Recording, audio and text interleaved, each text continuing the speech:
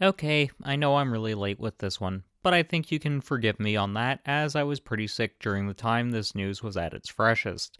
I was told I was stupid for expecting anything more than the Trails of Cold Steel 3 and 4 remaster for PS5.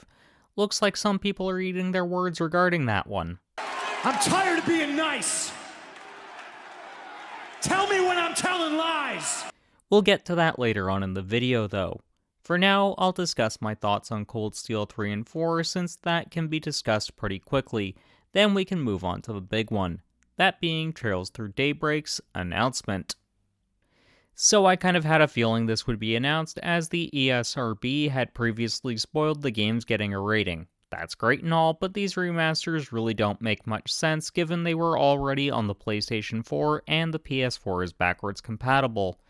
So that part really makes no sense to me. It's also not like the Trails games really benefit from being on more robust hardware, as you don't need anything more than 30 frames per second when playing a turn-based game.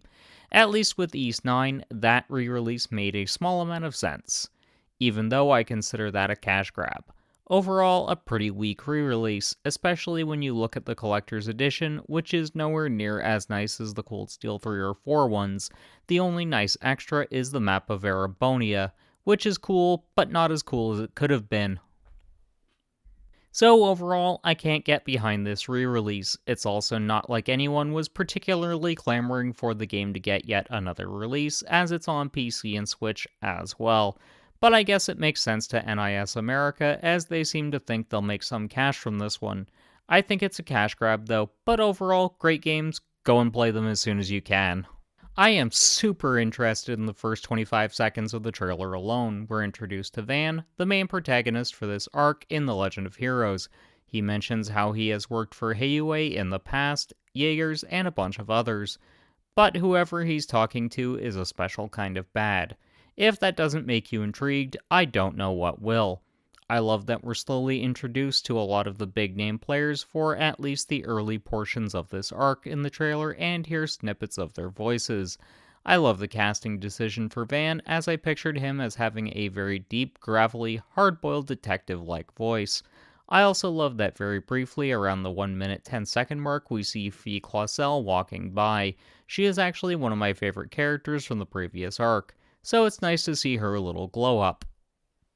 Around 129, we also see something called a Grendel, which I imagine is going to be akin to the Divine Knights from the last few games.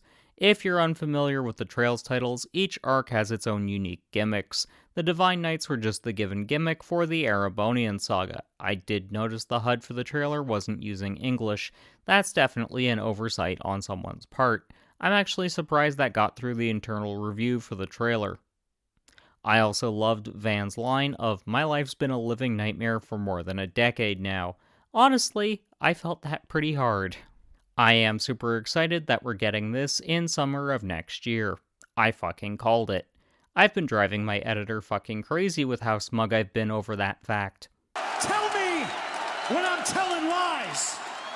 No, seriously, Colin's going through a whole fucking CM Punk phase and I need help! Anyways, if I were to go out on a limb, I'm calling a July release date. Since games release on a Tuesday typically, I'm going to nail it down to either July 16th or 23rd. So, from here, a new trail begins. That's the game's tagline. Fitting, as Trails into Reverie's tagline was where one trail ends, another begins.